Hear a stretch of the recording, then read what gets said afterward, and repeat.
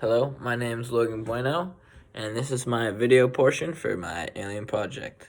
The alien I'm discussing today that I chose is known as Groot from the Marvel world, um, specifically from the Guardians of the Galaxy franchise. Groot is a hominoid tree hybrid per se. It's pretty much a walking tree. Its scientific name, or the fictional scientific name in the Marvel universe, is called a floral colossi. So let's hop right in. What are the psychological traits of the alien? Well, like I just said, it's pretty much a walking tree. Most of its physical structures and features are pretty similar to humans. It possesses 4 limbs, opposable thumbs, 2 eyes, a nose, a mouth, a vertebrae. It pretty much resembles all that of a hominid, except for its skin is completely made of bark, and it also they absorb their knowledge through photosynthesis, which is definitely not something we do here. Furthermore, it can extend his limbs at any rate that it wants and to any length, like a tree growing, but at rapid production. And skin or leaves also grow out of his skin. So what similarities do they share to known life?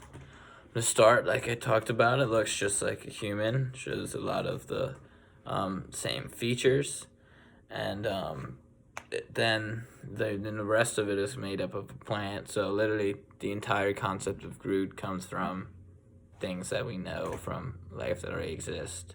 The 2 most common life, it's a plant and a human. Furthermore, we know it needs ample sunlight to survive, just like plants here. Uses photosynthesis.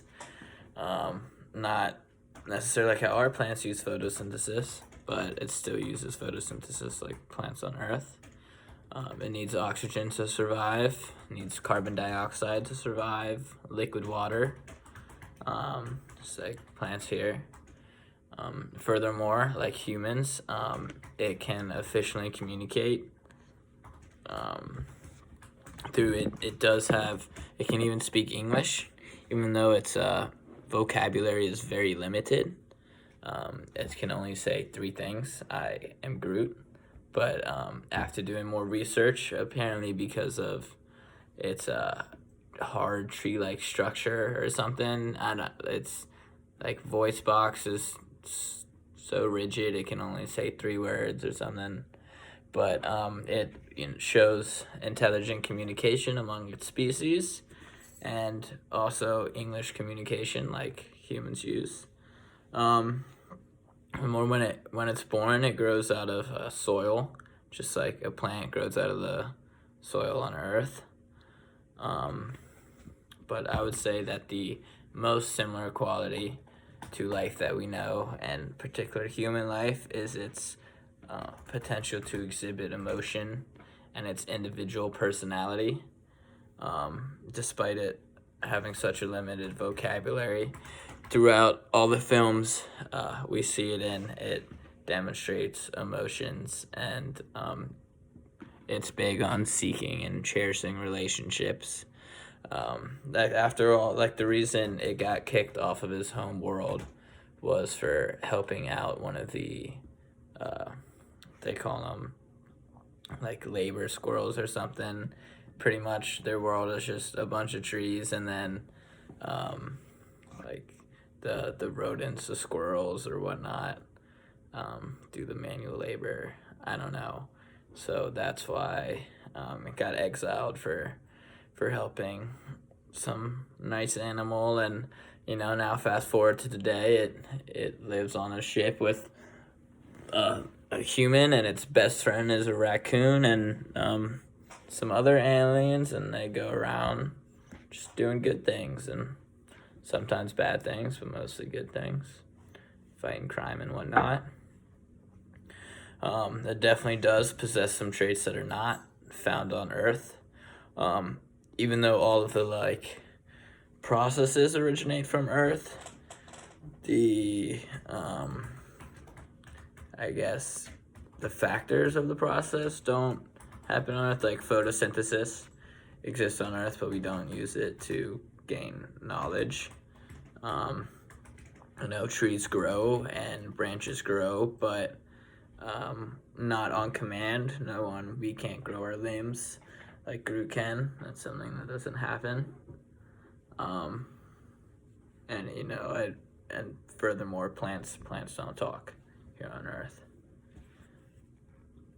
Or any other physical traits plausible? No, not. I mean, like, yes, it's how it looks. I mean, like the legs and the arms and face, we know that's possible. That's what we see here. But as far as the idea of Groot, that would never happen.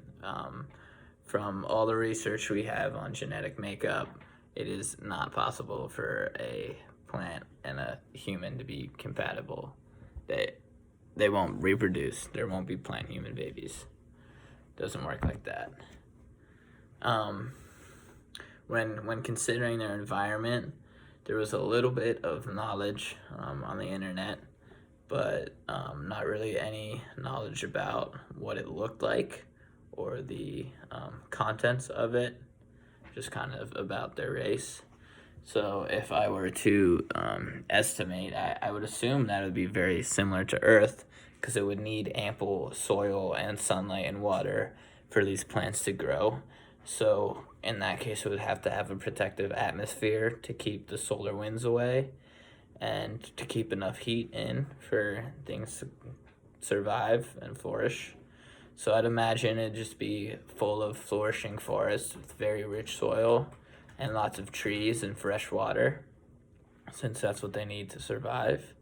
And I would assume all the, basic chemicals for life that we know that exist here and in the universe would be present there as well, like carbon, hydrogen, helium, nitrogen, oxygen, and so on. I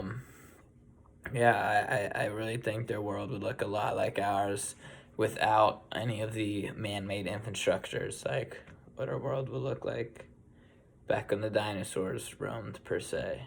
Just lots of unmessed with habitats and nature.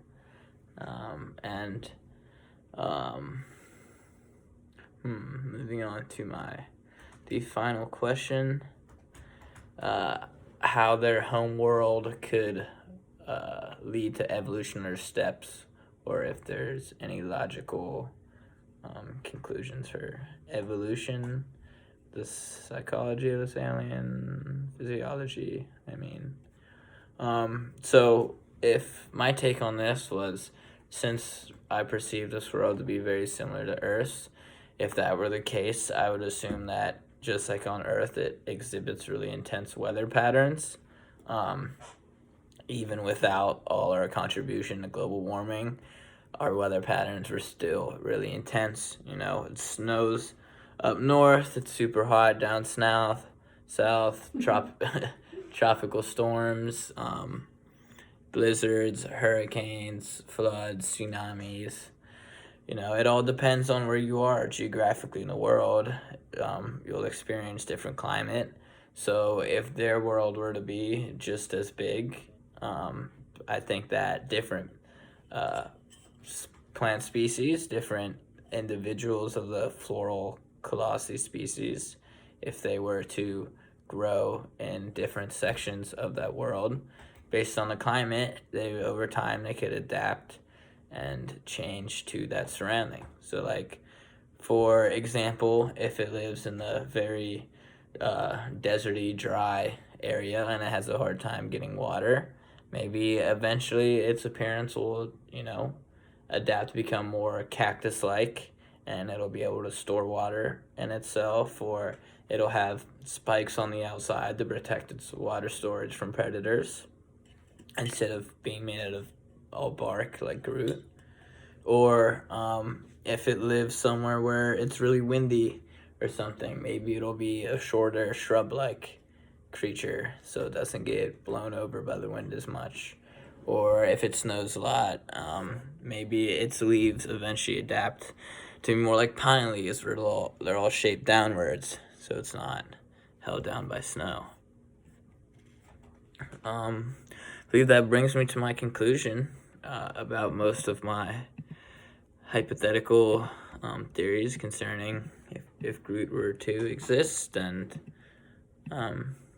his similarities to life as we know it and whatnot. Thank you for listening to my project. I really enjoyed this class. Have a great year, everybody.